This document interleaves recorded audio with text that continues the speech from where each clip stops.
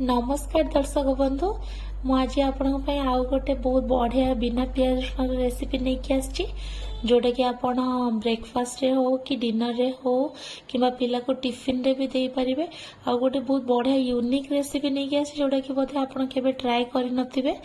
तो मु देखौछि कोन बनै छै आपन संगे शेयर करूछि। आपण निहाती बनै कि निजे घरे ट्राई करिवे, पिला को भी खइबे। तो मुझे कढ़ा बसई देछि गरम होगापी आ सुजी नहीं सुजीर उपमा बनैबी। यहाँ तो समस्त घरे तैयारी हुए, समस्ते जानी भी थे।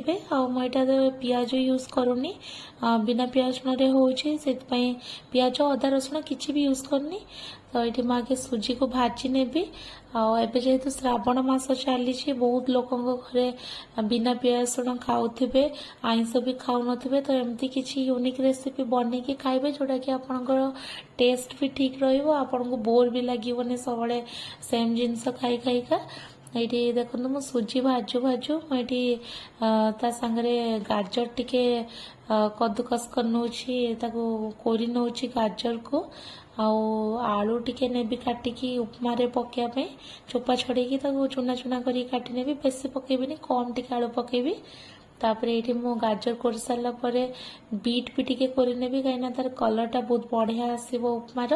बेसी देवेनि ना उपमा पूरा लाल हो। ये अल्प टिके खाली बीट नहीं गली आप जदि नाही न पकेबे किसी प्रॉब्लम नहीं। यहाँ मो पाखे थिला बोली मु पकईदेली। देखो गाजर बीट को मु कद्दूकस करनेली। तापरे से टाइम रे मु माने सुजी भी भाजी नौछि। तापरे मु आलू भी से टाइम रे काटी नेबी, चुपा छड़ेकी चुना चुना करके आलू काटी नेबी। ये रेसिपीटा उपमा तो आप समस्ते खाई समस्त घरे होथबो, किंतु यही प्रोसेस रे बनातो केमिति लागुच आप निजे जानी परिबे। आपण केमिति बनाती आ यही प्रोसेस रे बनले केमिति टेस्ट लागुच, टेस्ट कौन डिफरेंस आछि निहाती फील करि परिबे। ये देखो मो सुजी भजा हो गला, सुजीटा को काढ़ी नहीं। तापरे ये मो सोरिष तेल दे दौची। आपन जदि सोरिष तेल रे खाइबेनी ताले आपन रिफाइन तेल नहीं जिवे। मुझे सोरिष तेल दौची कि बिना पियाज रसुण रे बनाऊची, पियाज रसुण किछि पकोउनी।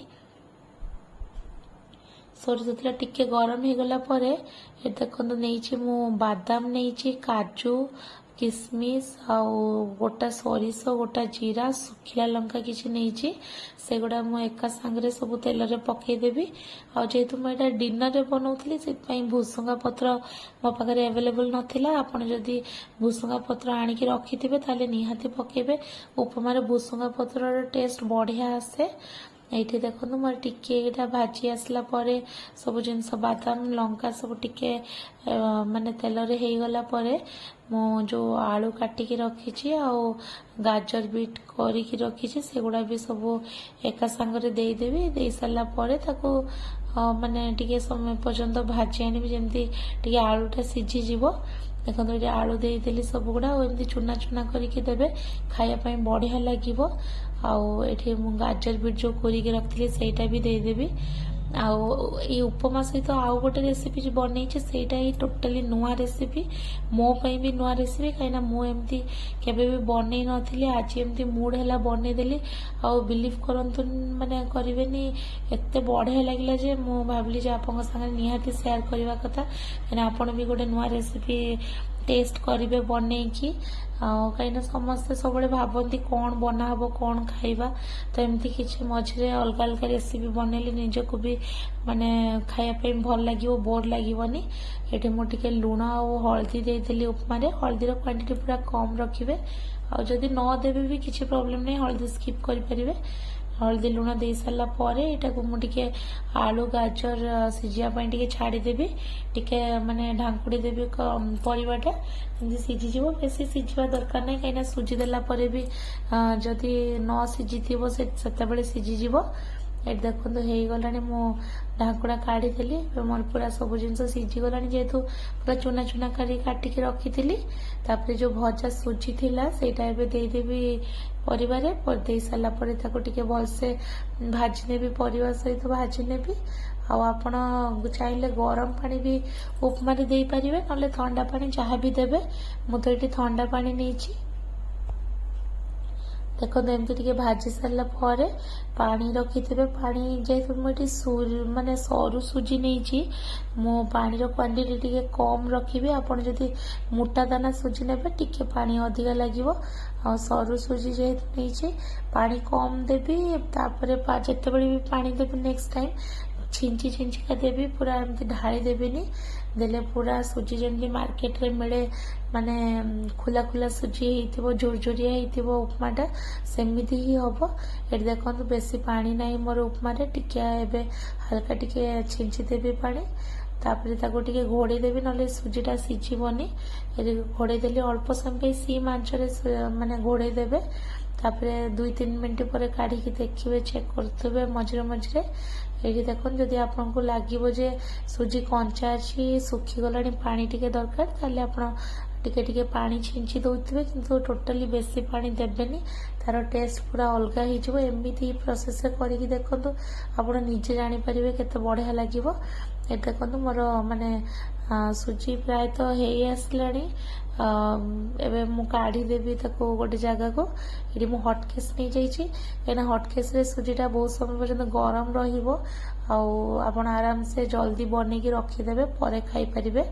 ହଟକେସ୍ରେ ଏବେ ସବୁ ସୁଜି କାଢ଼ି ନେବି। ତାପରେ ଯେଉଁ ନୂଆ ରେସିପିଟା କହୁଥିଲି ସେଇଟା ଆପଣଙ୍କ ସାଙ୍ଗରେ ସେୟାର କରିବି। ସେ ରେସିପିଟା ଆପଣ ନିହାତି ବନେଇକି ଘରେ ଖାଆନ୍ତୁ।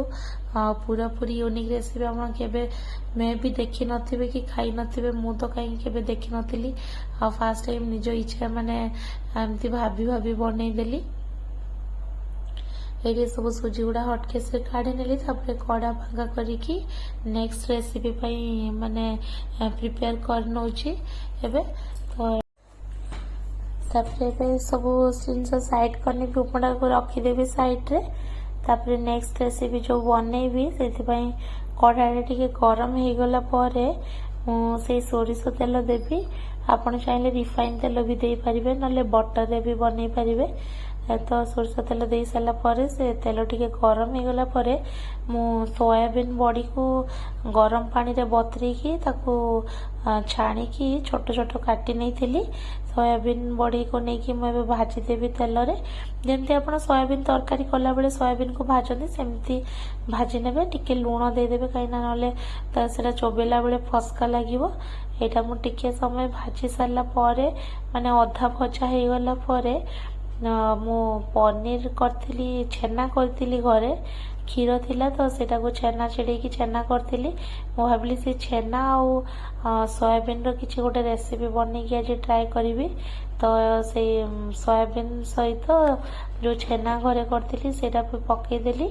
ଏଟ୍ ଏ ଟାଇମ୍ ମୁଁ ଏବେ ସେଇଟା ତେଲରେ ଭଲସେ ଭାଜି ନେବି, ଯେମିତି ଛେନା ଆଉ ସୋୟାବିନ୍ ପୁରା ସବୁଗୁଡ଼ା ଲାଲ ଲାଲ ହେଇକି ଭାଜି ହେଇଯିବ।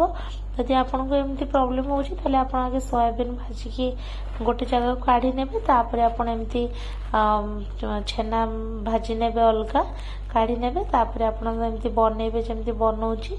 ତ ଏଇଠି ଦେଖନ୍ତୁ ମୋର ଏମିତି ଭଜା ଧୀରେ ଧୀରେ ହେଇ ଆସିଲାଣି। ଲୁଣ ନିହାତି ପକେଇବେ, ନହେଲେ ସୋୟାବିନ୍ଟା ଚୋବେଇଲା ବେଳେ ଫସ୍କା ଲାଗିବ, ଭଲ ଲାଗିବନି। ଏଇଠି ସୋୟାବିନ୍ ଆଉ ଛେନା ମୋର ହଉ ଭାଜି ହଉ, ଏଠି ଅଲଗା ଜାଗାରେ ଦେଖନ୍ତୁ ଗୋଟେ ପ୍ଲେଟ୍ରେ ବିଲାତି କାଟି ଆଣିଛି, ଗୋଟେ ବଡ଼ ବିଲାତି। ତାପରେ ଏଇଠି ମୁଁ ଧଣିଆ ଗୁଣ୍ଡ ନେଇଛି, ଆଉ ଟିକେ ଜିରା ଗୁଣ୍ଡ ନେଇଯିବି। ତାପରେ ବାସ୍ ଏତିକି, ଆଉ କିଛି ନେବିନି। ଜିରା ଧଣିଆ ଗୁଣ୍ଡଟା ନିହାତି ନେବେ, ଯେହେତୁ ପିଆଜ ପଡ଼ୁନି କି ରସୁଣ ପଡ଼ୁନି କି ଅଦା ବି ପଡ଼ୁନି, ତେଣୁ ଟିକେ ଏମିତି ଜିରା ଧଣିଆ ଗୁଣ୍ଡ ନେଲେ ତାର ଟେଷ୍ଟଟା ବଢ଼ିଆ ଆସିବ। ତ ଏଇ ଦେଖନ୍ତୁ ମୁଁ ଭଲସେ ଭାଜି ନେଇଗଲି। ତା ରଙ୍ଗ ଦେଖନ୍ତୁ ପୁରା କେମିତି ଚେଞ୍ଜ ହେଇଗଲାଣି। ରଙ୍ଗ ଏଇଟା ହେଇଗଲା ପରେ ଆପଣ ସେ ଯେଉଁ ବିଲାତି ଆଉ ଧଣିଆ ଗୁଣ୍ଡ, ଜିରା ଗୁଣ୍ଡ ନେଇଛି, ସେଇଟା ମୁଁ ଏବେ ସବୁଗୁଡ଼ା ସେଇଥିରେ ପକେଇଦେବି। କିଛି ତାକୁ କାଢ଼ିବା ଦରକାର ନାହିଁ। ତ ତାରି ଉପରେ ସବୁ ପକେଇଦେବି। ପକେଇ ସାରିଲା ପରେ ତାକୁ ଭଲସେ ଘାଣ୍ଟି ନେବି କିଛି ସମୟ ପର୍ଯ୍ୟନ୍ତ। ଟିକେ ପାଣି ଦେଇଦେବି, ଯେଉଁଟା ମସଲା ଲାଗିଥିଲା ପ୍ଲେଟ୍ରେ, ତ ମସଲାରେ ଟିକେ ପାଣି ଦେଇକି ସେଥିରେ ଦେଇଦେଲି।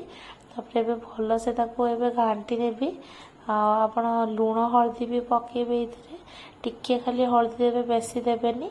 ତାପରେ ମୁଁ ଲୁଣ ଦେଇଥିଲି ସୋୟାବିନ୍ ଭାଜିଲା ବେଳେ, ସେଇଥିପାଇଁ ବେଶୀ ଲୁଣ ଦେବେନି। ଲଙ୍କା ଗୁଣ୍ଡ ଟିକେ ଦେଇଦେଲି। ଆପଣ ଚାହିଁଲେ ଲଙ୍କା ଗୁଣ୍ଡ ମାନେ ପକାଇ ପାରିବେ, ନହେଲେ ଯଦି ପିଲାମାନେ ଖାଉଥିବେ ନ ବି ପକାଇଲେ କିଛି ନାହିଁ। ଏଠି ଲୁଣ ଦେଇଦେବି ଟେଷ୍ଟ ଅନୁସାରେ, କାହିଁକିନା ଅଲରେଡ଼ି ମୁଁ ପକାଇଥିଲି ସିଝେଇଲା ବେଳେ ସୋୟାବିନ୍, ତ ସେଇ ଅନୁସାରେ ଆପଣ ଲୁଣ ଦେବେ। ଏବେ ସବୁ ଗୁଡ଼ା ପକାଇକି ଭଲସେ ତାକୁ ଭାଜିଲା ଭଳିଆ, ମାନେ ଯେମିତି ବିଲାତି ସିଝିଯିବ ସେମିତି ମସଲା କଷିଲା ଭଳିଆ ତାକୁ ଭଲସେ ଭାଜି ନେବି। ତାପରେ ଲାଷ୍ଟକୁ ମୁଁ ଏଠି ଚାଟ୍ ମସଲା ନେଉଛି, ଚାଟ୍ ମସଲା ପକାଇଦେବି, ଦେଲେ ସୋୟାବିନ୍ ଭଜାଟା ମାନେ ଚଟପଟା ଲାଗିବ। ଏଇଟା ତ ସୋୟାବିନ୍ ଆଉ ଛେନାର ଭୁର୍ଜି କହିଲେ ବି ବହୁତ ବଢ଼ିଆ ହେବ, କାହିଁକିନା ପୁରା ସେମିତି ଦେଖା ବି ଯାଉଛି ଆଉ ଟେଷ୍ଟ ବି ସେମିତି। ଏଠି ମୁଁ ଏବେ ସର୍ଭ କରିଦେଉଛି। ଏଠି ସୁଜି ଉପମା ନେଇଗଲି ଯେଉଁଟା କରିଥିଲି, ତାପରେ ତା ସାଙ୍ଗରେ ହିଁ ଏଇ ରେସିପିଟା ଯେଉଁ ବନେଇଛି ଆଜି ନୂଆ ଛେନା ଆଉ ସୋୟାବିନ୍ର ଭୁର୍ଜି ସେଇଟା ନେଇଗଲି। ଆଉ ବିଲିଭ୍ କରନ୍ତୁ ଏତେ ବଢ଼ିଆ ଲାଗିଲା, ମୁଁ ବି ଇମାଜିନ୍ କରିନଥିଲି ଏତେ ଭଲ ଲାଗିବ। ଆପଣ ଚାହିଁଲେ ଏମିତି ବନେଇକି ଆପଣ ପିଲାଙ୍କୁ ରୁଟି ସାଙ୍ଗରେ ଦେଇପାରିବେ ସ୍କୁଲକୁ, ଆଉ ବହୁତ ହି ଭଲ ଲାଗିବ ଖାଇବା ପାଇଁ, ପିଲା ବି ଖୁସିରେ ଖାଇବ। ଆଉ ତ ମୋ ରେସିପି ଆପଣଙ୍କୁ କେମିତି ଲାଗୁଛି ମୋତେ ନିହାତି ଜଣାଇବେ। ମୋ ଚ୍ୟାନେଲକୁ ସବସ୍କ୍ରାଇବ୍ କରିବେ, ଏମିତି ନୂଆ ନୂଆ ରେସିପି ଆପଣମାନଙ୍କ ସାଙ୍ଗରେ ସେୟାର କରିବି। ଆଉ ମୋ ଭିଡ଼ିଓକୁ ସପୋର୍ଟ କରନ୍ତୁ, ମୋ ଚ୍ୟାନେଲକୁ ସପୋର୍ଟ କରନ୍ତୁ, ମୋ ଭିଡ଼ିଓକୁ ଆପଣ ସେୟାର କରନ୍ତୁ ଯେଉଁମାନଙ୍କର ଦରକାର ଅଛି ଏମିତି ରେସିପି। ଆଉ ଭିଡ଼ିଓ ଦେଖୁଥିବାରୁ ଧନ୍ୟବାଦ।